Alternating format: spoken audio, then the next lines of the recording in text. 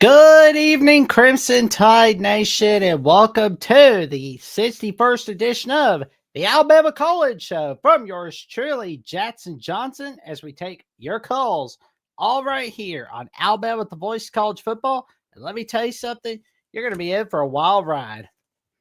Hey, all right, Jeffrey's not here tonight because he's sick, because he is down with a fever, but no worries, we are going to be having a lot of fun tonight. And I can tell you, it's going to be fun. We're going to make sure you have a lot of fun. And, it's holiday season. It's Christmas season. Time of joy. And we'll make sure we'll be rocking and rolling. We've got a lot of people here tonight. We've got Ghostage Yost coming in with the trophy. What's up, good buddy? And we got Rammer Jammer giving out the Roll Tide Roll. And we got Michigan voice of college football, John and TJ, bringing that magic tonight. Well, we saw John tonight, but that's okay. I mean, we saw TJ and Mace Madman bringing the magic on last night's edition on a very special edition. But, I can tell you right now, it's always a lot of fun. Always a lot of fun. Oh, man. And I can tell you, we've got the merch coming all in for you, all right here on Alabama with the voice of college football. There we go. We've got the dad hat, the trucker hat, the t-shirt, the sweatshirt, the coffee mug, the tumbler cup, the can cooler, the polo shirt. We've got it all. We've got it all right here on VOCFB/shop. We've got it all. We've got it all right here. Wait a minute, I'm not a Raptor. I'll be a Raider tonight. We're gonna get through this night like Raiders, man. That's what we're gonna do. What do you think about that, ladies and gentlemen? So we're gonna be getting together on that for sure. And call-in link is in the chat. So if you want to come in and give a call, link is in the chat, all right here. But I want to give my final takes on the SEC title game while we wait. And honestly, I do worry about the running game. I won't lie to you, ladies and gentlemen. I am worried a little bit about the running game. And it does worry me that we don't have Jam Miller. And it worries me that we don't have Josh Cuevas. And I have been noted as saying that even if Alabama loses on Saturday, they're still in. They're good. They're good to go. There's nothing to worry about, but I would not push my luck. I've talked about this with Luke Robinson on SEC at the Voice of College Football from Locked Alabama, where I had him on. We both agreed that it's a good idea. You got to make sure you win, no doubt about it, but don't push your luck. Like, you win against Georgia, you likely have that bye week, and you're either going to be playing on New Year's Eve or New Year's Day. But if you lose to Georgia, you're likely going to be playing a road game. You're not going to have that home field advantage. See, we're not like Georgia. We lost to Oklahoma, Florida State. So we're in that position right there. And honestly, we have to win on Saturday in order to get that first round bye. To basically remove all doubt. Because if we're losing on Saturday, we're in the fate of the committee's hands. If BYU is winning on Saturday against Texas Tech in the Big 12 title game, we lose on Saturday to Georgia, we could be in a little bit of trouble. But we win on Saturday, we remove all doubt. That's one thing to remember. This game goes to overtime, we're good. This game is a one-possession game, we're good.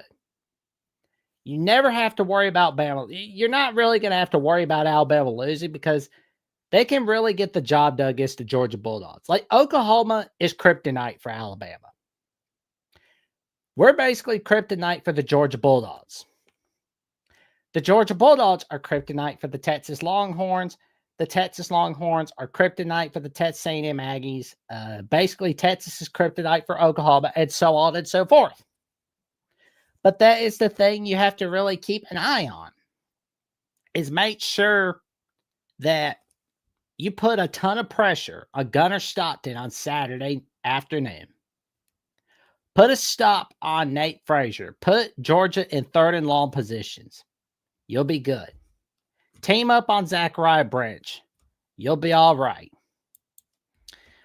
Smiles K7 is asking, what do you think about Pavia's Heisman chances?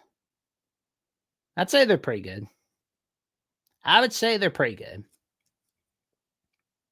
And, after looking at signing day, which we'll get to in a minute, we'll take a look back at some of these recruits and see what good buddy Justin Smith has to say about signing day. And honestly, I think Vandy's looking all right, honestly. Pavia's looking fine. Obviously, you're going to see Vandy left out of the playoff race because I think that loss to Texas really hurts them. Yeah, because if Tuesday night showed Vandy's out of the playoff race, but the Heisman chances of Pavia are pretty good. It's basically a toss-up between Sayin, Mendoza, and Pavia. But we'll definitely wait and see next Saturday. Because, that's ironic, though. Like, next Saturday is the start of bowl season. We've got Army-Navy and the Heisman Trophy ceremony. That's what we've got next Saturday.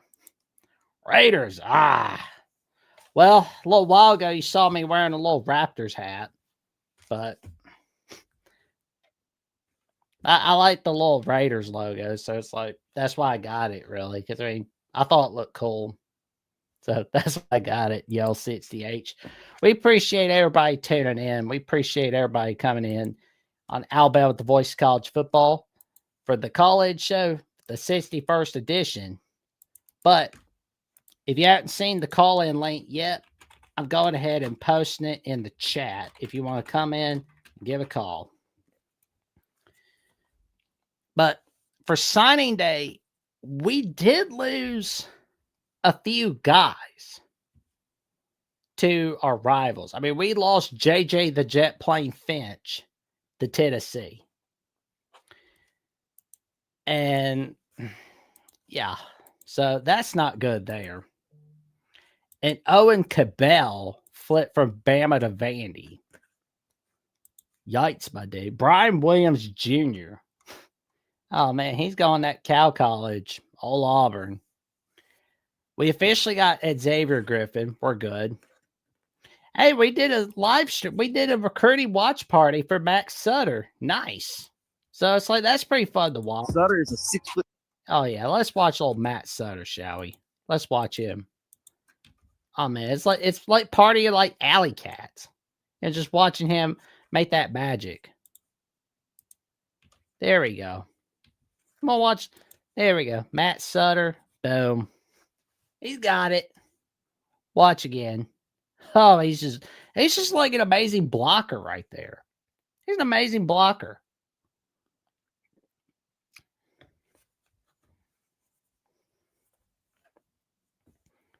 Waiting for his man. Waiting for his man. Boom.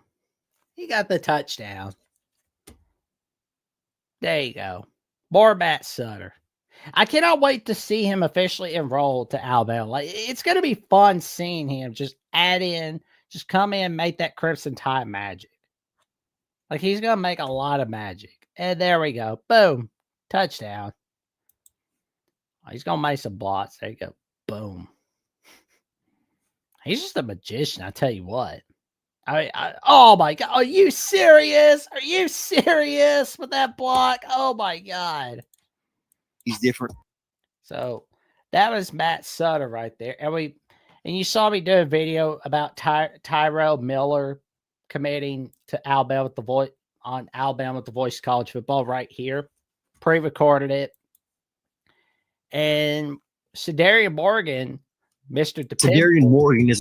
Can we go ahead and call him Mr. Blue Sky? No. Let's call him Mr. Red Sky. Here we go. There he is. He's just, oh my God, he's a magician all over the place. There we go.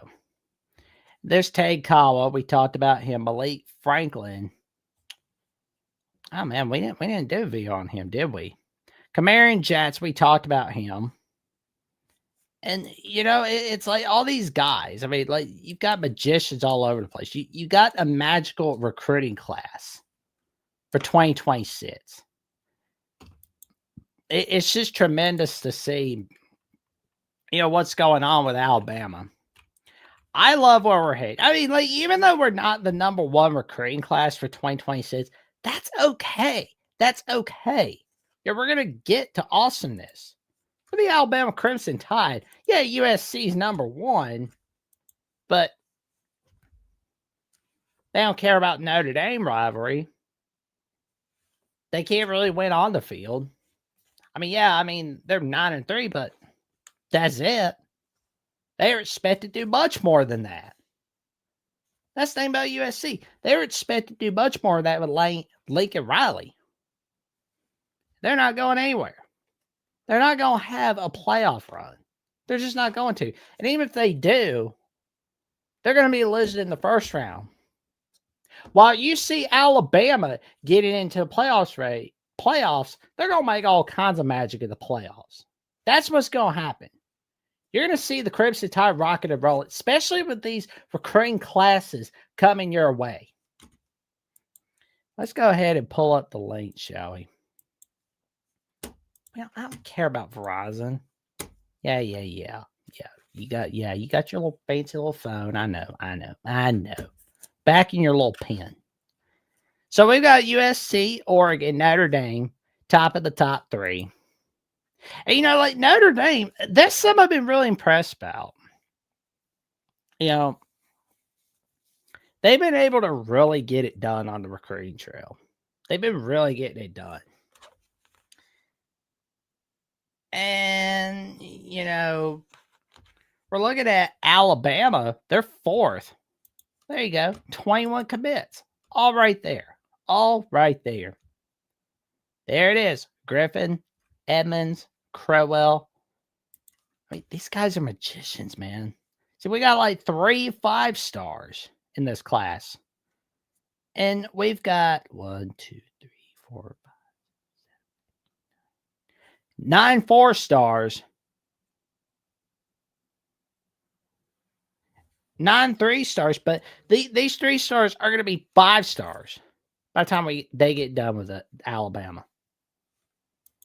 It's going to be amazing. I'm telling you. I'm excited to what these guys can bring. I was excited that we got Jet Tabala from Iowa State. Got him to flip from Iowa State to Alabama. Like, that was humongous right there. And I got to ask chat, everybody in the chat, who is your favorite commitment addition to the 2026 class? Now we are looking for a few more guys for the final months, no doubt. Like, we're looking to add a couple more guys. Now, luckily, we're not dealing with that whole Legend base situation. I mean, my God. Like, I'm getting to a point where I'm starting to feel bad for Tennessee. Like, that's bad if you got me feeling bad for Tennessee. But, again, that's another time for another day. But, yeah. It's just a total cluster. See what's going on with that whole Legend base situation. But we're not seeming to have to deal with that. Where, you're getting, like, guilt trips into going to Alabama. You don't need to be guilt tripped into going to Alabama. That's a cool part right there. Like, you can see the awesomeness within itself here in Alabama. Like, awesomeness all right there. Like, you can check it out. Like, we got the history. Yeah, I mean, like, all those names, 18 natties. We'll get national title 19 before this decade ends. That you can guarantee. Who knows? But maybe national title number 20. We could do that. But that's the thing, though. I believe in our class.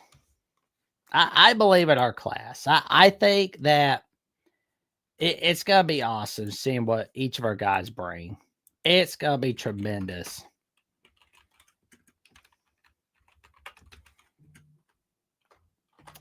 Well, it'll be interesting to see what happens. It'll be interesting to see what happens. Like I think we can get it going. I really think we can. But yeah, it'll be interesting to see where things go. But I don't know. Yeah. But signing day, huge success. Early Saturday was huge success. I believe we can still get to number one. I mean that's a possibility. That's a likelihood. I mean, like I know we can get ahead of Notre Dame. I mean, it's like a dogfight. The dogfight. Look at here. Here. There we go. There it is. Notre Dame at 3. But that's not lasting long, is it? See, we're just a little bit behind Notre Dame. Just a little bit behind. I think we could get it done. Not so fast to Georgia and Ohio State. See, we beat Georgia in basically everything. We get ahead of them in on the field and off the field. We just do. And I love it. It's always fun seeing that. It's going to continue this Saturday. It's going to continue all over the place. Like, I'm excited about what we're bringing to the table. I'm really excited about what we're bringing. But there are more commitments. Like, we've got a commitment that we got for 2026. So we'll be going over that. Another one. And he's from Huntsville High School. Not Huntsville, Alabama, but Huntsville, Texas. We seem to get a lot of Texas guys, that's for sure. And I love every minute of it. So we're just rolling. We are rolling all over the place. But before we give you our take on our edition, another one for the Alabama recruiting class 2026, let's hear what the doppelganger of Mark Rogers has to say. College football is even more exciting when you've got some action on the line, and the games are even better when you're cashing in. And the Voice of College Football is the place to be to get the greatest value. Start with my picks. 75% against the money line, 58% against the spread, and I've got a 40-plus year track record. 11-0 in the college football playoff for me last year against the money line, 8-3 against the spread. And I'm just the warm-up act. Steve Merrill of Wager Talk is our ace in the hole, show stopper. 7 years with the Voice of College Football, over 30 years in the industry. Steve gives us analysis on all the big games, but you can't miss Steve's weekly under-the-radar pick. 28-12 against the spread the last 3 years. You also get picks from some of our top analysts here at the Voice of College Football, including Corey Bratta, Matt Zemek, and Steve Dace. Check out those numbers. Become a YouTube or Patreon member for just $99 per month. Go to the main channel on YouTube, click join, and then select the betting tier. Do the same thing on Patreon. Make 2025 a winner now. That's right, friends. Tell your friends, your family, and the cashiers, publics about the magic that Voice College Football Bets brings you. From Mark Rogers, Steve Dace from the Michigan Podcast, Corey Bratta from the Hawkeye at the Storm, and Matt Zemek from USC Primetime Live, College Wire, and USC Trojans Wire, and the magic of those under-the-radar pits to weeds from Steve Merrill. Oh, yeah. It's magical, ladies and gentlemen. It's Christmas magic. All righty. So, we got a guy. We signed a guy. We got him.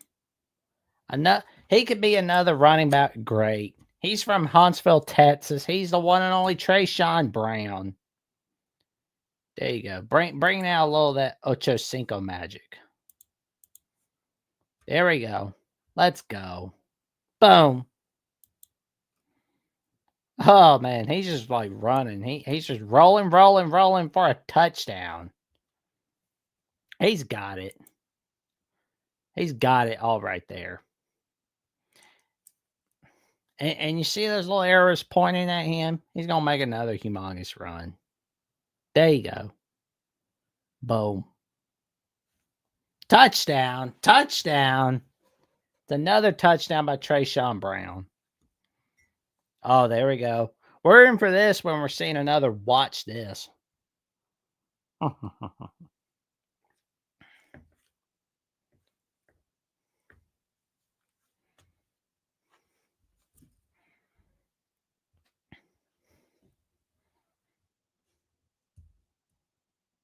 Oh man. Oh, he's running. He's running all over the daggum place. Oh, he's just taking defenders with him. Oh, it's taking 4 guys to bring him down. Watch again. Watch again. There we go. Oh, unbelievable. Unbelievable. 3 guys trying to take him down. Just taking him down. Oh, man.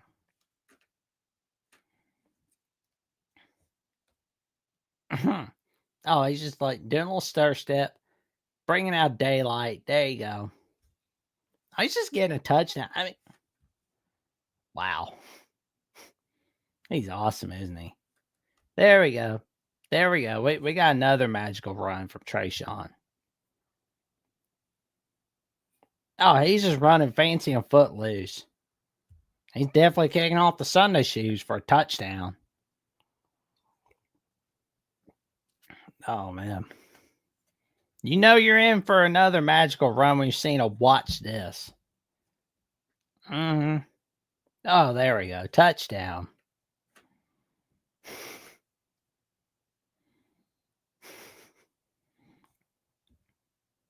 There you go. Man, everybody on defense just doesn't know what hit them. They don't know what hit them. They just don't know, do they? They don't know what they're doing, do they? They're not gonna be.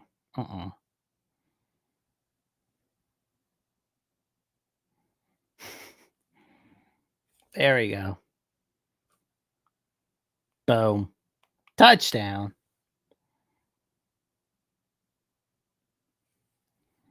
Another run. And there we go. He goes for a touchdown.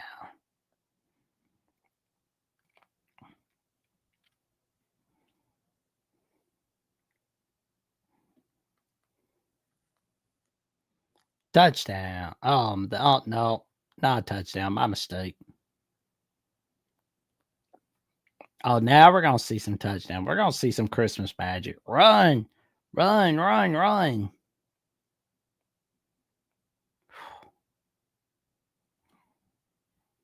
There you go. Oh, there we go. We're gonna see some more magic. There we go. Oh, he's running. He's going footloose. He's going footloose. Mm-hmm.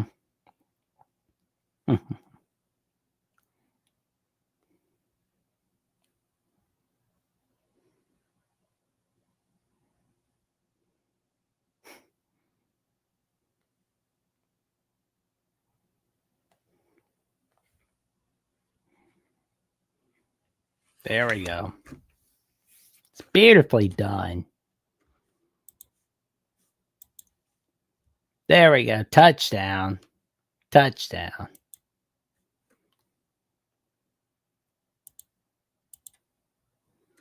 Oh, man.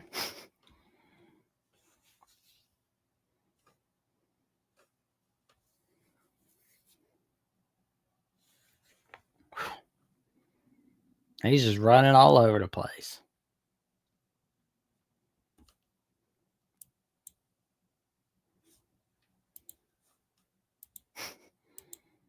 There we go.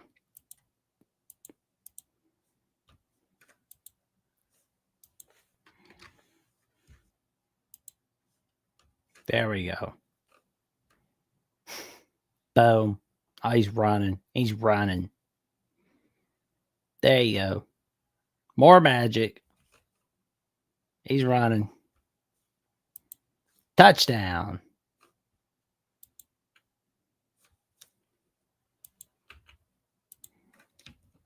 Booyah.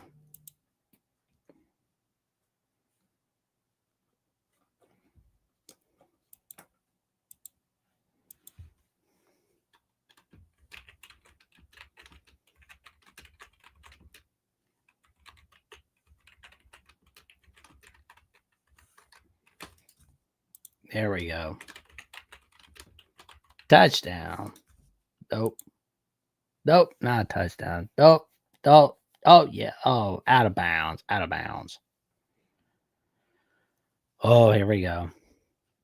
There we go.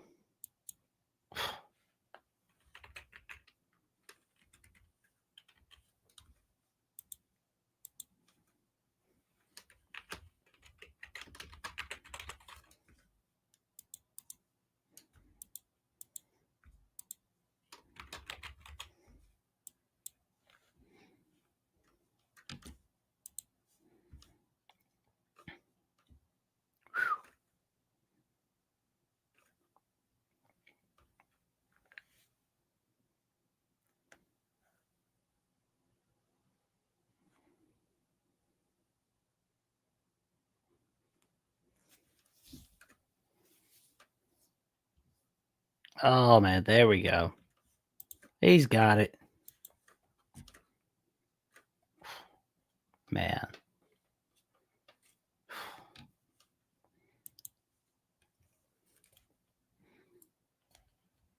There we go. Couple more. Couple more. Oh, he's just running. Oh, he's getting everybody protected. There you go. There's another watch this video. Oh, my. Oh. Oh. You seeing what I'm seeing, chat? There it is. Boom. Boom. Powerful blocker, isn't he? Boom. I do not want to get on that man's bad side. Do you? I know I don't.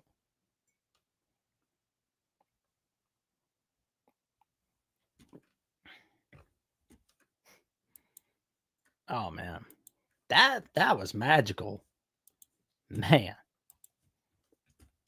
Man, that was amazing, man. I tell you what. That was amazing. That was astonishing. That's from his senior year this year. Because I don't know what to say. Like, I'm just impressed. Like, he's made magic this season. Man. Like, it's just astonishing. Like, oh my God. Like, I'm glad he's going to be coming over to Bama. Because I'm going to tell you right now, it's going to be a wild ride with him. Because it's just going to be fun with him. You know, because it was like, and that's what Crimson Coverage had to say. Yeah, here it goes. Here it goes. He signed with Alabama, told them that Alabama entering the picture led him to holding off on signing with another school. He waited it out. Now a member of the 2026 recruiting class. Rushed for 1,300 yards and 17 touchdowns this season at Huntsville High School. Boom. I mean, what can I say? This guy is fire, man. This guy is unbelievable, man. Like Trayshawn Brown. Trayshawn. That guy brought out the Genjitsu this season, man. Like, I mean, he's bringing out the Genjitsu with 17 touchdowns. I don't want to get on his bad side. No, especially when he can make powerful blocks. He's like, bow, bow. Man, he's awesome, man. I tell you. He's awesome as heck.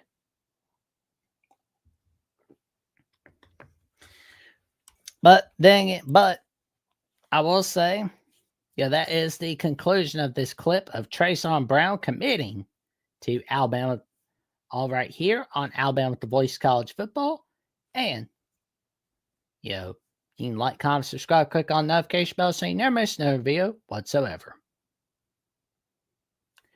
That is the end of the fourth wall break. That was a clip segment all right here on Alabama with the Voice of College Football. And the call-in link is in the chat. So if you want to come in and give your take on Alabama football, or, discuss your take on Alabama, Georgia, or signing day for the 2026 class and who you think should be added to the class, come on in. Come on in. The link is all there. We've got the call-in link in the chat. But, yeah, I know like a lot of people say that Alabama, Georgia is a recent thing, but I'm taking Saban and Kirby Smart out of it, really. I'm taking Kirby and Saban out of it. There's always been historical moments of Alabama, Georgia. Besides the Kirby Saban matches, besides just chewing up Kirby like a chicken nugget. There are those games. Like, that's something you have to remember.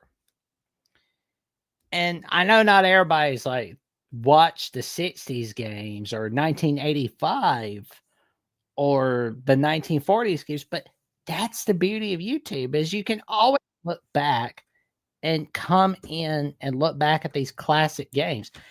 And we've got our first caller of the night. We've got Sports Talk with Austin. How you doing tonight, good buddy? Doing pretty good. Jackson, Crimson Tide's got a busy Saturday this week playing Georgia once again.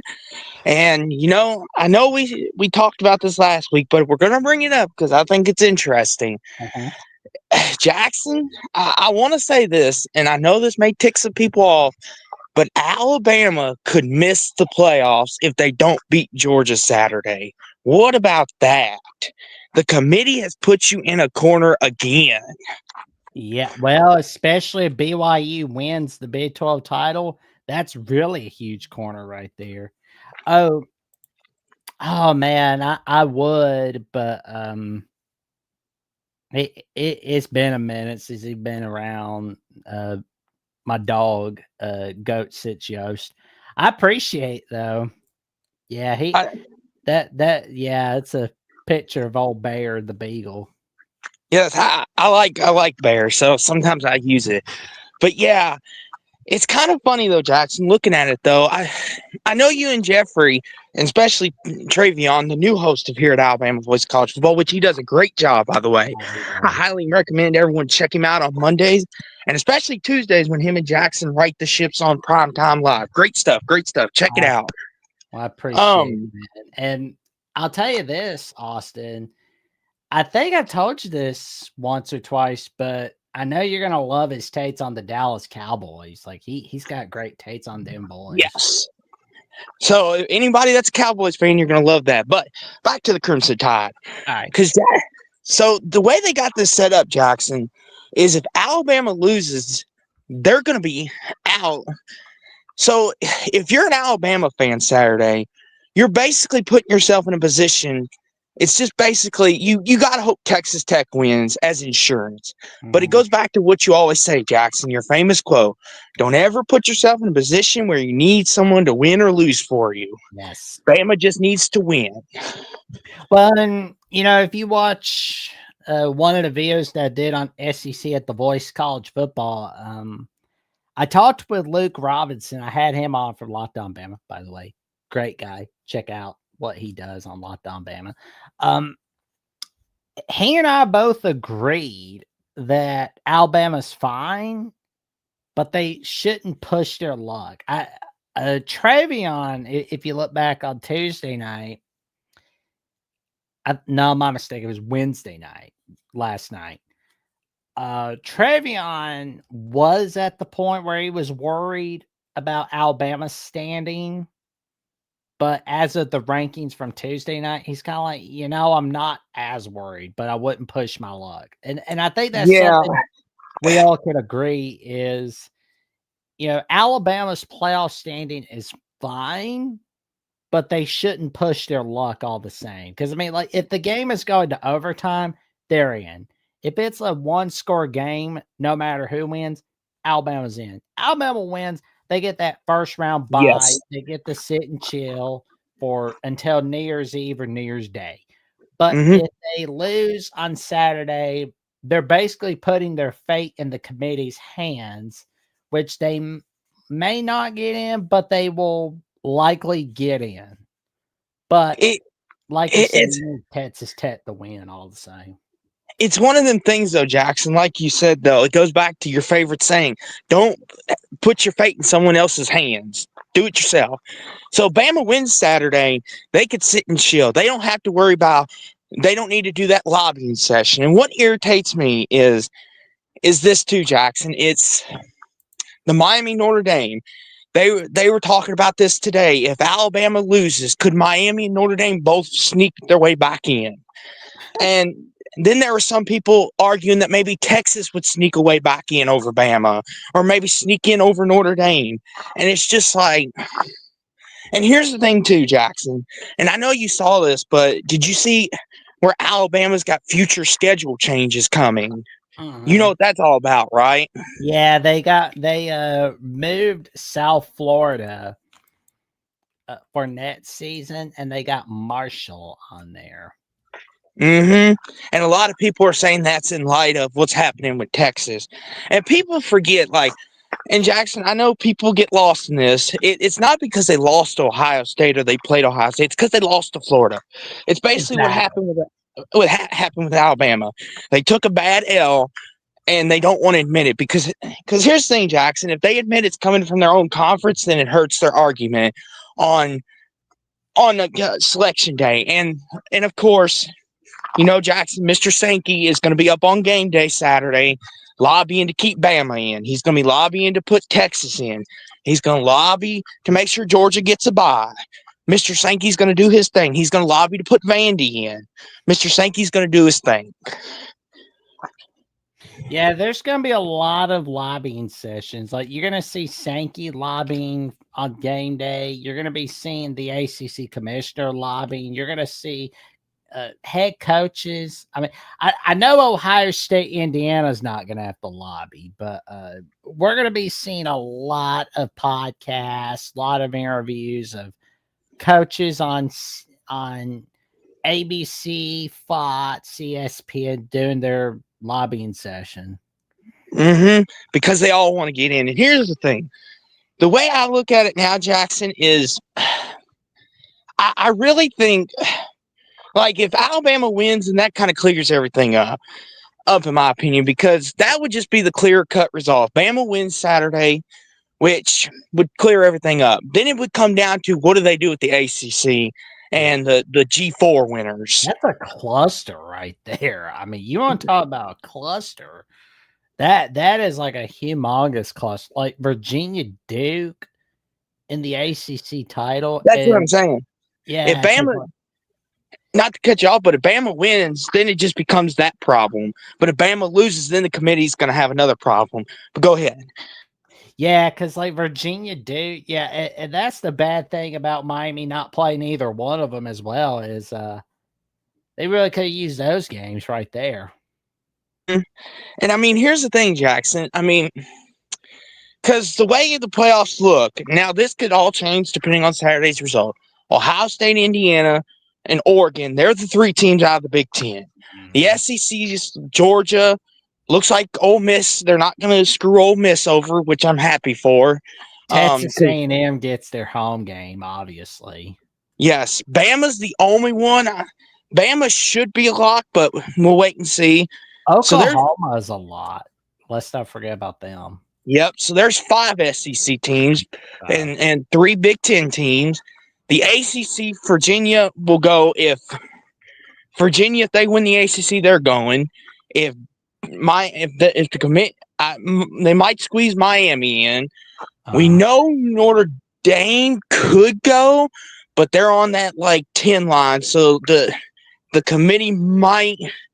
I don't know. I mean, the way it looks, Jackson, it looks like Notre Dame and Alabama are kind of the two. The committee is like, okay, if Bama loses, then that opens a spot up. We could put both in. It's a cluster muck, is what it is. The simplest thing is, if Bama wins Saturday, it takes care of itself. Well, and you've heard, and we both heard Jeffrey's not too thrilled about like head to head this, head to head that. Oh, And yes, Miami's making a big lobbying session, good buddy. Everywhere I look, it's why should we play the games then? Why should we this? And they're even doing reruns on the AC network of the game against Notre Dame. And I'm like, that's we get smart, by the way. Like, I have to admit, the AC network, that's a smart PR move right there. Because it's like you can't rerun Virginia Tech, or Duke Tulane. So you might as well rerun Miami Notre Dame. Which, here's the thing. I was listening to RG3's podcast, which is a good podcast. He said BYU, regardless win, lose, or draw Saturday, they should be in the field for the playoffs. What do you think about that, Jackson? I know that's not necessarily Bama related, but that could affect Bama. About whether Notre Dame should get in or not? BYU. Oh, BYU. RG3's making an argument BYU should be in over Bama. Win and you're in if you're BYU. I mean, I would like to play BYU, but I know that's not going to happen. But unfortunately, they're out if they lose the Big 12 title. Texas Tech is in that position where they're in either way, but I can't really say the same for BYU. Yeah, I think Texas Tech's in one of them positions. They're not only playing for Big 12 bragging rights, but they're playing for a bye. I mean, here's the thing, too, and they were talking about this, too, but let me ask you this, Jackson. If Bama wins Saturday, do they get one of the byes? Yes, definitely. Okay. Absolutely. Alabama wins, they're not only giving themselves insurance, but they get one of those byes. They do not have to play the home game. Okay. The reason why I asked that is because that's a debate, too, because I've heard some people say if Bama wins, do they deserve to jump that far up? Because they would jump Oregon, Ole Miss, all those teams. And here's my thing. You win the SEC, you win any conference, and you have a comparable record, you can jump a lot of teams. Like, I'm not against that. I know some people say, well, Alabama lost to a Florida State team who's not going bowling. And I know you've talked about this, Jackson, over the weeks, but a lot of people are thinking that's what's going to hold Bama back on Selection Day if they lose, the Florida State loss, kind of like it did last year. I mean, we can't really blame on conference games. We can blame ourselves for losing to Florida State in week 1. Because I mean, that's the thing though about playing Florida State is, if we were playing that game in October, November, we would beat them in a heartbeat. We would smash them off the face of the earth. But week 1, you get a win or loss. It doesn't automatically mean, oh, you're better than everybody. It's just the result of any given Saturday. Mm-hmm. And I mean, that's the thing too, Jackson. And it's one of them too.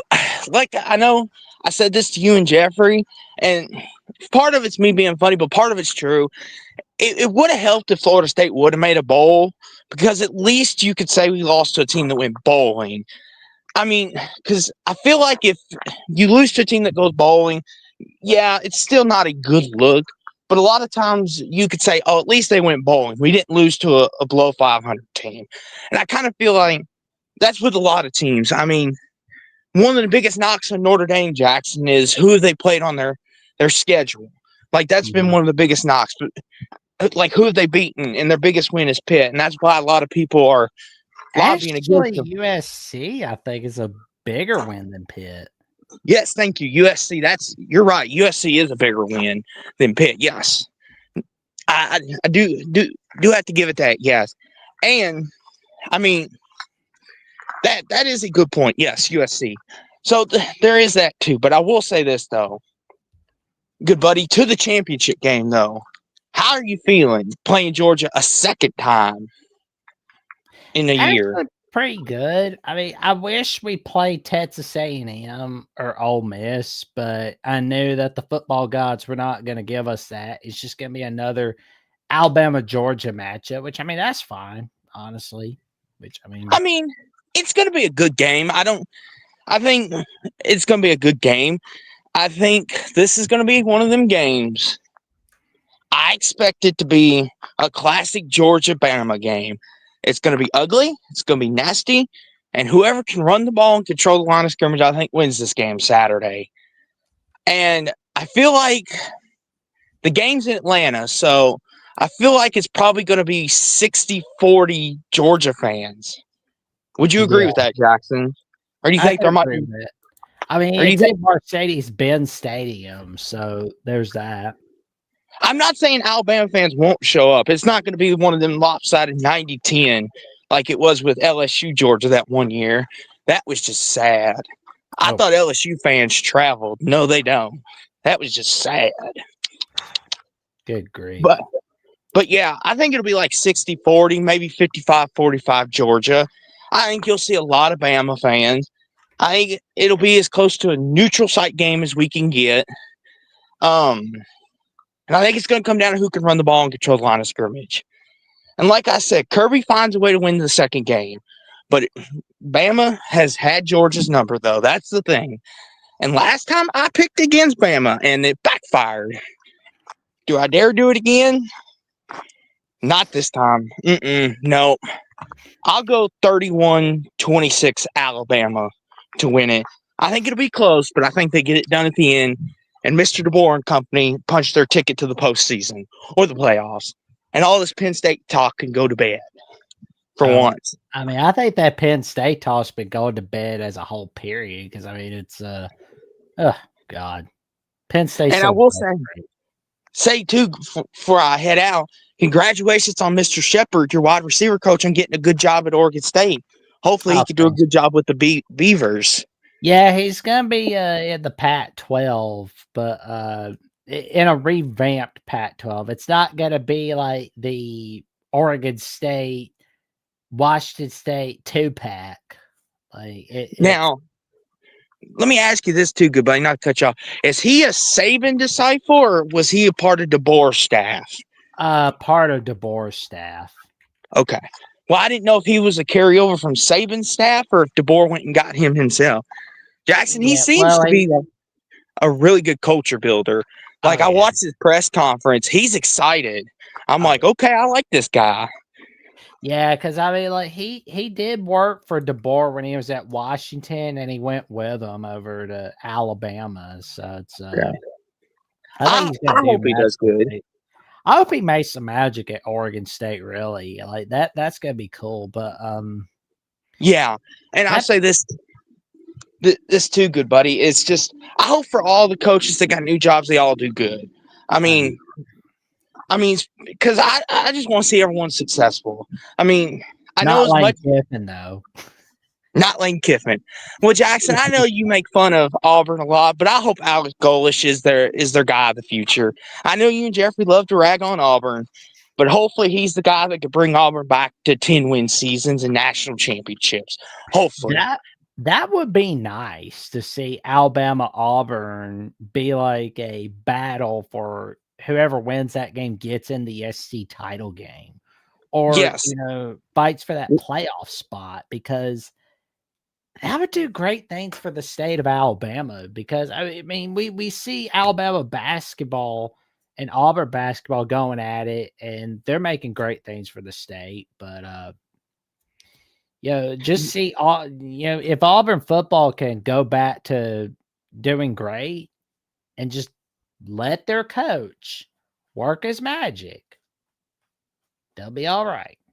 Yes, that's my only fear with that is I'm afraid Auburn's going to get too impatient with Mr. Golesh, and they're going to expect 10-win seasons immediately. And it's just like, whoa. Like the first year, like the first year, let him get 8 wins. Let him build something. Like, this is going to take a minute, Auburn, because you got to realize you lost a lot of luster from your last 2 head coaches. Just like let him build it back up, and for that too. I mean, like Ryan Silverfield, he's going to Arkansas. I hope he does good in Fayetteville. They need some rebuilding done. I mean, the SEC next fall, Jackson, is going to look completely different. How do you feel about the landscape going forward? I think it's gonna be all right, but I hope to see Golish do well and Summerall do well. I really want to see if Silverfield's going to do all right, but I'm not really counting on it at Arkansas. But Pete Golding, I want to see him thrive at Ole Miss. Like, I want to see it be like when Brian Kelly left Notre Dame for LSU because he wanted to win national titles, and then Marcus Freeman gets Notre Dame to. I want to see something like that with Pete Golding. Listen, I want to see karma catch up to Kiffin, like so bad. Listen, Jackson, I'm not saying it's going to happen this year, but wouldn't that be something? Lane Kiffin leaves for LSU and Ole Miss wins the whole thing this year. Wouldn't that be something? Oh man, like that would be like. I mean, it would suck for Bama. Like, I don't want to see Bama losing or anything, but at the same time, like if you see Ole Miss just like going all the way, and they win without Kiffin. That would be a Netflix. You know what it would be, Jackson? Lane Kiffin would be like, "That was my team. I should get a championship ring for that. That's my team. That's my team." Be like, "No, you left us. You left us." It's like that Varsity Blues movie where it's like John Boy is winning all these state titles and stuff, but the players like don't. You know, they all know the truth about, whereas like the town sees him as this, you know, god. They all see him as this god, but like the whole team and anybody that's played for him sees him as a turd. And then like at the end, they realize he's doing his shady stuff, and they're like, "Nope, you're out. The only way we're getting back on that field is without you." I kind of feel like that's what was happening with Kiffin and Ole Miss. Like the player, because like Kiffin was saying the players were begging for him to coach the playoffs. And a few of the players, and I saw this on Instagram, they were saying, "No, that's not true. We weren't begging for him to stay. We wanted him to get his ass and go." Like, listen, and that's the thing too, Jackson, that's funny about this whole thing. He brings out that big post of, and I know you talked about this with Andrew Miller and Tucker Harlow of the Voice of College Football at Mississippi State and Tennessee on Sunday, but it's funny how he made that letter of, "Oh, thank you, Ole Miss, for so much time. I really wanted to compete for a national championship." And it's just like, Lane, we like, listen, like, I'm not saying you don't care if Ole Miss wins or loses, but you wouldn't have left if you cared. That's what I'm saying. But like Jackson, it's just like, it's all facade is what it is. Oh, he's a joke. I mean, he's just such a clown. He's a clown. Like, and it's just like, and here's the thing too. You know what's funny, Jackson, is I hope Ole Miss wins next year in LSU. I really do. I hope. Awesome. I would love to see that. I'm actually going to pull for Tennessee over LSU, not because of like LSU, but because of Lane Kiffin. Like I'm crossing my fingers for Tennessee and Ole Miss to take turns beating LSU. And listen, for anyone that's known me, and Jackson knows this, I used to be a simp for LSU. Not anymore. Oh, like, I used to be on the Brian Kelly hype train, and Jackson's like, "He's gonna disappoint you, good buddy." Yep. But that's just funny. One thing I would.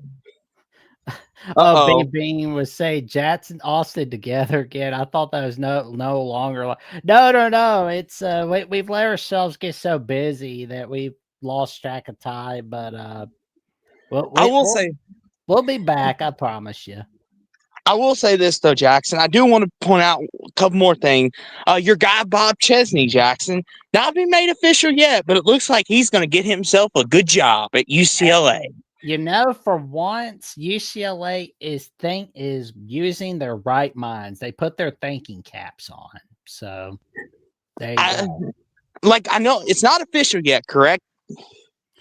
I Or think it has it been made? already is, but I know Penn State is saying they're gonna they've got their sights on Matt Campbell at Iowa State, which that would be a wise move right there. So Jackson, I know you and Jeffrey were picking at me, but Jeff Braun was actually on the candidates list for the Penn State job, which I didn't think was true. I thought maybe that was just all hearsay. No, he was actually a candidate, along with Sataki from BYU as well. He was also a candidate. Well, I don't know what it Crumble Cookies came to save the day for BYU. Here's my thing, Jackson. Why is Penn State swinging out on all these big coaches? Why can't they hit nobody? Is there something going on with their program that we don't know about? I thought they would have landed somebody by now. I know, right? I mean, they're like 150th in the recruiting class for 2026. That's what I'm thinking. I'm like, what in the world's wrong with Penn State? They were on the verge of going to the national championship game last year. I know they had one bad year. Does that ruin everything? I thought they were one of these prestigious jobs. For Penn State, yes. They're morons. Well, because LSU went 7-5, and they had no problem hitting on Lane Kiffin. And it's just like, why can't you do that, Penn State? And you had better success than LSU has in the last 2 or 3 years. It's just like, what in the world, Penn State? Anywho, but yeah, like Jackson, I don't know how serious it is, but even Kalen DeBoer, I think, came out and said in a press conference a couple of days ago, he's not focused on any other job. He's focused on the here and now and at Bama. And people are like, oh, he's going to take the Penn State job as soon as the season's over. There's people out there that believe that. You'll have Colin Cowherd. I know you can't put much stock into what he says, but he's like, you could bookmark it. Kalen DeBoer's miserable at Alabama. He's going to come to Penn State. You watch what I tell you. I've never been wrong. I'm like, okay, Cowherd. Okay.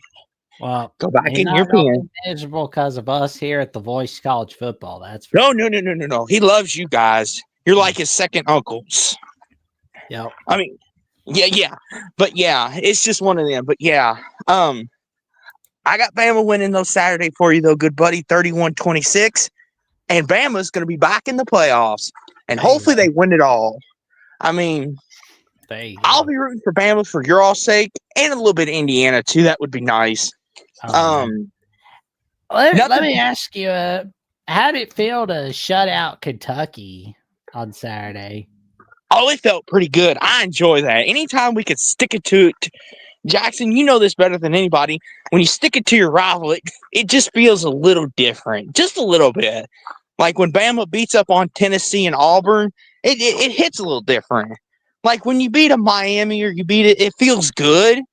But when you beat a Kentucky or you beat a Cincinnati, it just hits you different. You feel the difference in it. Oh, yeah. Like when Bama beats Mississippi State, it's kind of like, okay. But when you beat Tennessee, when you beat LSU, when you beat Auburn, it just hits a little different. And to some extent, Georgia now. Because I guess Georgia and Bama have become a budding rivalry. I always kind of thought Alabama-Georgia was kind of a rivalry in a way. Because it was like you take out the Saban Smart history. They've had some pretty good games over the years. Even in the Saban Smart era, Jackson, they've had some pretty good games. Exactly. The Carson Beck, the Sabans last year, that was an incredible game they played that day. Oh, yeah. But go ahead with your point. Well, there was like 1965, like 60 years ago, where Georgia won by a 2-point conversion and by a crazy hook and ladder touchdown. Where like Bob Taylor, well, not the guy, not Bob Taylor, but the guy that lateraled to Bob Taylor, like he looked like his knees were down. Like his knees were down. There's been some really good games in Georgia Alabama's rivalry. Like I know a lot of people look at recent history and say, "Oh, Bama's owned this. It's not really a rivalry." Like Jackson's your historian. If you ever want to know anything about history with certain teams, Jackson's got you covered. Like he could go back to 1923 before the computer was invented, before apple pie was invented, and tell you what happened. He Here could we tell you go. when the first egg was hatched. Oh, this is Probably. 1965 right here. And this is just me, but it looks like that knee was down. There we go. Look right there, ladies and gentlemen. Yeah, Like his bro's knee's knee down. was down. And he laterals to for a touchdown. Like, oh See, my and I know that's another tricky rule because they'll always say, "Oh, if you weren't touched, you can get back up, even if your knee was down." And it's just like, then there's other times they'll go on and rule you down. It's like, okay, which is it? Like, which? But yeah, I mean, like that game was heartbreaking. Like 1965, like that was like a heartbreaking way to start a season right there. Like we're the defending national champs, right? And the refs didn't even look at that. Like the bro's knee was down. Bro's knee was down. You didn't see I know, that? right? It hurts worse, Jackson, when it's the first game of the season and you're the defending champs. That hurts even worse. Oh man, like it was just like good grief. Like it's just so insane. Like oh man, it was like I could take a butt whipping, but I can't take a loss like that. Like Oh, listen, I'll hear people all the time tell me, they're like, would you rather get beat by 25 points or would you rather lose on like a heartbreaking play like a kick six or a 4th and 31? I was like, I would rather take the butt kicking. At least I know we weren't the better team that day. Like, Yeah. at least I know that. Like, and some people will say, oh, I want the heartbreaking loss. I'm like, why? Because then there's that little seed of doubt in your head that's a fluke play. At least if you get beat down, you know you weren't the better team. You didn't stand a chance. I'm with you on that, Jackson. I'd rather get my backside handed to me. I mean, it was just like good grief. And you know, the 1960 game, right? Where that was the season opener for 1960. Alabama wins 21-6, but get this. It was the first ever college football game to be televised on ABC. Because like back then, ABC was competing with CBS, NBC. They're getting chewed up like a chicken nugget in the Nelson's race because like CBS has Gunsmoke. They've got Avgot Will Travel. NBC has like Wagon Train and all that stuff, right? They've got like the West, and you know, CBS has like the sitcoms, right? Like I think they had like I Love Lucy, or they had like some variant of Lucille Ball in 1960. But they were and they had like Ed Sullivan. But ABC was just getting blistered in the ratings. So what do? They got to air some college football, like like CBS, like NBC. And what happens? They air the first college football game in their network's history. And it starts with Pat Trammell and the Alabama Crimson Tide just smacking the Bulldogs off the face of the earth. 21-6. Like, I mean, that's the thing too. I mean, there's a lot of history in Alabama, Georgia that dates back even farther than a lot of people remember. I know a lot of younger folks our age, Jackson, only remember the Tua to Devontae Smith, the Bryce Young beat down in 21, the national title pick six that sealed it. The Jameson Williams, of course, was injured in that game. A lot of people remember only those games. But like you said, there's so much more history than we realize. I mean, a lot of people, Jackson, like a lot of people remember the kick six and 4th and 31 and the Alabama-Auburn rivalry. And it's just like there's so much more history there. It's like we sometimes get lost in recency bias, Jackson. And we forget that there's more history than we realize in a lot of things. I mean, Alabama, Georgia dates way back. Now, there was a time period where they didn't play one another for a little bit, but oh yeah, it's kind of like Jackson. I wish Alabama, Florida would play more often. I really do. Right? Y'all haven't played since I think the COVID year or 2021. Okay. I was thinking either y'all played the COVID year or 21. Yeah, it was 21. 'cause it was like, yeah, we didn't play the COVID year, unfortunately. I really wish they had Florida State play in the COVID year, honestly. Like, I never understood why they didn't have Florida State play. It close to South Carolina, and Probably. I mean, like, you're gonna get sick from COVID if LSU Texas play one another, but not from LSU Texas A&M. Like, I never understood that rule, but I was like, it's not for us to understand. But they didn't anywho, have me in that room. That was the issue there. well, I know this, Jackson. If you become the CFP commissioner or the man in charge of schedule making, you're gonna tick a lot of teams off because That's fine. all the annual rivalries are gonna return. Penn State's no longer gonna be unrivaled anymore. They're gonna be playing Pitt in West Virginia. They're gonna be playing one at the beginning of the year, and they're gonna play one on rivalry week, and then they're gonna. USC Notre Dame is going to be an annual thing. No matter you'll schedule it whenever you like. You'll be like, okay, Notre Dame USC. You'll play week 1 when you go to Notre Dame. Then USC we'll put you in the middle of the year for Notre Dame. There we go. Everybody happy. USC gets to stay in the warm weather, and Notre Dame you still get what you want. Everybody wins. Yeah, but yeah, and Kansas, Missouri will be an annual thing as well. oh yeah. So it'll be one of them. But yeah, as always, it's always a pleasure being on with you, good buddy. Roll Tide Saturday. Roll Tide, go Cards, and we promise you, B Bean, Austin and I will be making magic again for sure. Oh, there you go.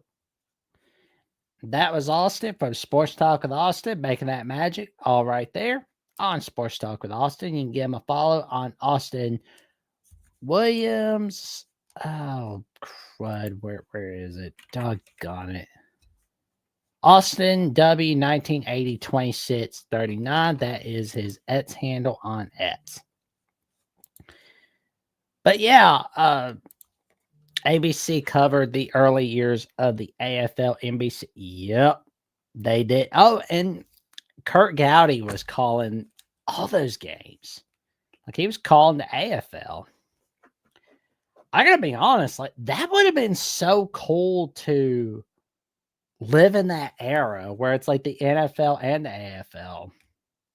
I just feel sorry for like the people that missed out on the Jets Raiders that day in 1968, where they missed out on it because of TV movie called Heidi. It's like, but I thought it was nice that they had the actress that played Heidi, talk about the 2023 game, in 2023, just like going over the backstory. I thought that was pretty cool. 2 years back. And I'm glad that they're having the Cowboys Vikings on NBC still. I believe next week. I want to say that's next Sunday. Like, I get it. The Vikings suck. They're terrible this season. I mean, their quarterback situation is such a mess. I mean, I get it, but do not flex the Cowboys Vikings out of the Sunday slate, which I'm glad they didn't. And here's why. It's the 50th anniversary of the Hail Mary pass from Roger Staubach to Drew Pearson. That's why I'm so happy that Cowboys Vikings is still on NBC that Sunday. Because of the fact that's that memorial 50th anniversary of the Cowboys pulling off the upset over the Vikings. Because like 1975 was supposed to be the year that the Vikings were going to win the Super Bowl, right? Fran Tarkenton and friends were going to get it done. They were going to get it done, right? But they didn't. They had a failure to communicate. They were so focused on Roger Staubach to the point that they weren't even looking at Drew Pearson. They were missing out on Mr. Pearson. They were just missing out. Alrighty, ladies and gentlemen, if you got the If you want to call in, now is the time to call in. All right, here on the 61st edition of Alabama at the Voice of College Football on the Alabama College Show, as we take your calls discussing the Alabama Crimson Tide and a few other things as well. All right, here in the world of college football, and I guess in the world of pro football. Don't let me get off track, ladies and gentlemen. But yeah, Jeffrey again. He's not here tonight, running a fever. He said he was going to be able to be here tonight for a little bit, but I did tell him, no worries, dude. It's all good. You just get yourself some rest. I don't want you having to be performing while sick, and then you get sick even worse tomorrow or Saturday. Like, don't want that. I do not want my co-host working sick. That is not going to fly down here. Like, you get yourself rest. You get yourself that chicken broth, that noodle soup. You get whatever you can. You get that Canada Dry. That Canada Dry drink, which is kind of like Sprite, but Canadian version, I guess. It's stuff that makes you feel better when you're sick. Watch yourself a little SpongeBob while you're sick as well. That's always a perfect way to go. When you're sick in bed, watch a little SpongeBob, drink a little Canada Dry, eat that chicken broth, drink that chicken broth if you got to. And then you get yourself all that medicine, get yourself plenty of rest, get yourself that liquid IV water. But yeah, final take on the SEC title game. We got to put a stop to Nate Frazier. We got to put a stop to Gunnar Stockton. Put a lot of pressure. Put an assload of pressure on Gunnar Stockton if you have to. Overton is not going to be playing. He's not going to be playing, but it's going to be interesting to see what happens. I think we're going to be all right on Saturday. I mean, I've got Alabama winning 28-24 over Georgia. You will see a score prediction for the SEC title game where Travion and Matt Green and Bo Underwood went over that as well. But here is the injury report, the official one. Let's go over it, shall we? It's from Brian C. Fowler. And it says that Jam Miller is out, obviously. Cam Dewberry out. No. Jam Miller's questionable. Cuevas is questionable. Dewberry is questionable. Danny Lewis Jr. is questionable. I would suggest for Jam Miller to rest. And I would suggest for Cuevas to rest, but that's just me. Cameron Howard out. Jamari Latham out, obviously. Drake Kirkpatrick Jr. obviously out. LT Overton out. Kevin Riley out. Mel Waldron Jr. out. Jeremiah Beeman out. That's gotta hurt. I mean, that's gonna hurt right there. That just hurts. And like our running game. Good God. Ugh. I really hope Kevin Riley's feeling better, man. And I suggest for Jam Miller to rest. I suggest for Josh Cuevas to rest. Like, we definitely need to win this game so that, like, the guys that are hurting can get themselves some rest. Because, like, if we're playing in that first round game, you're going to have, like, some guys that aren't 100% healthy, looking more like 55% healthy. You don't want somebody that's, like, 55% healthy and then can get hurt again to the point where it's like they're hurting all over the place. You want to make sure everybody is all right, everybody's safe, everybody's staying warm. Because it's cold out, especially in the month of December. But it'll be interesting to see what happens. Yeah, it's a lot of guys out. That's a lot of guys out, B-Bean. That is a lot of guys out. I agree with that mentality. Nets, man up. That's why we've got Ackland Deer, Daniel Hill. That's why we've got all those guys. We've got all those guys. We are just rolling. Yeah, Vandy's wanting to prove that they're it still. 13th. Major Betty got lying. I mean, he should have beaten Texas. Should have beaten Texas, but I don't know what to tell you, Randy. I just don't know what to tell you. I mean, I think honestly, they're just happy to be in playoff contention, but I think they're kind of finding out, honestly, what it's like. But I think next year they're gonna have a really good year. It's looking like can they maintain the success that they've been getting under Clark Lee? I think they can, and I think they will, honestly. I mean, they were able to convince Jared Curtis to flip from Georgia to Vanderbilt. And the fact that they got our guy, Owen Cabell, who was committed to Bama, then goes to Vandy. There you go. One more thing I want to look at, and I want all of us to look at before we sign off here for the night. Kansas State apparently has not reached a final decision whether to participate in a bowl. And, the sources have told On3, and this is from Brett McMurphy himself.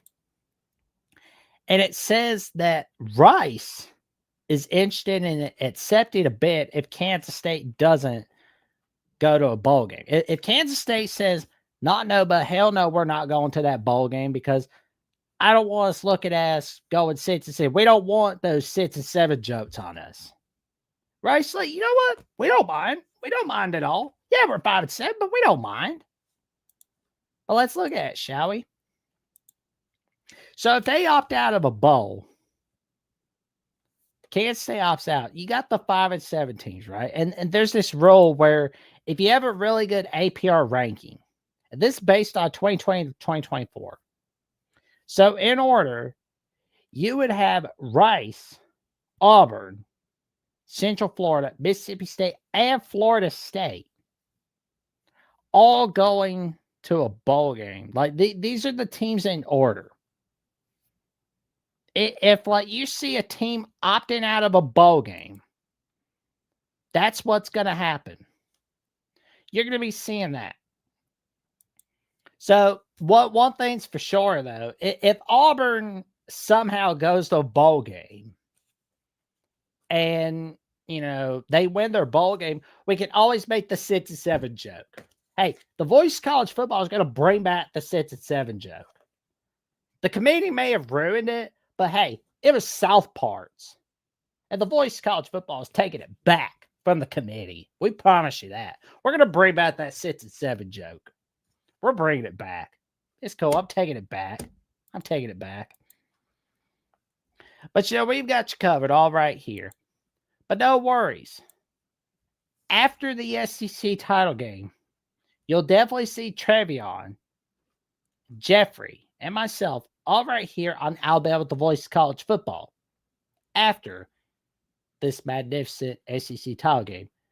Regardless of who wins, we are here on Alabama with the Voice of College Football giving you our post-game takeaways. And also, we've got, and you'll definitely check me out, giving my takes on the SC here, there, everywhere with Andrew Miller, Tucker Harlan, and Josh Mahler on SEC at the Voice of College Football, giving our takeaways on who's in, who's out from an SEC perspective. And we're looking at doing a 2026 schedule announcement, instant reaction. We've got it all. We've got it all right there on SEC at the Voice of College Football. And we've got more magic coming your way on Alabama at the Voice of College Football, including the Alabama-Georgia rematch post-game show right here. So tell your friends, your family, and the cashiers at Publix about the magic we're cooking up all right here on Alabama at the Voice of College Football. Become a member of Alabama at the Voice of College Football today. We've got it all. Let's check it out, shall we? The membership tiers of Alabama at the Voice of College Football. For $2.99 a month, you can become a Crimson Faithful member, where you'll have loyalty badges next to your name in the comments and in the live chat, custom emojis to use in the comments and the live chat, and you get member shout-outs. For $4.99 a month, you can become a Saban Disciple, where you'll have party replies to comments and access to the monthly hangout from yours truly, Jackson Johnson and Jeffrey to Only Talk Sports and Trivia Ware. And for $9.99 a month, you can become a Bear Bright legend where you can give out content requests of any kind and connect on social media with us in neither rain nor sleet nor snow nor the weird Alabama weather. We'll stop us from fulfilling your content request all right here on Alabama Voice College Football. And with that being said, we want you to like, comment, subscribe. Click on the notification bell so you never miss no video whatsoever. And anytime you got a question for us, put it in a super chat. But if you can't be able to contribute to Alabama Voice College Football, no worries. All you have to do is like, comment, subscribe, share the link down below. Share the link of Alabama Voice College Football to your friends, your family, to everybody that you know, so that you will never miss another video whatsoever. And with that being said, this has been a conclusion of the 61st edition of the Alabama Crimson Tide Live College Show, and we will be seeing you Saturday night after the SC title game. And roll!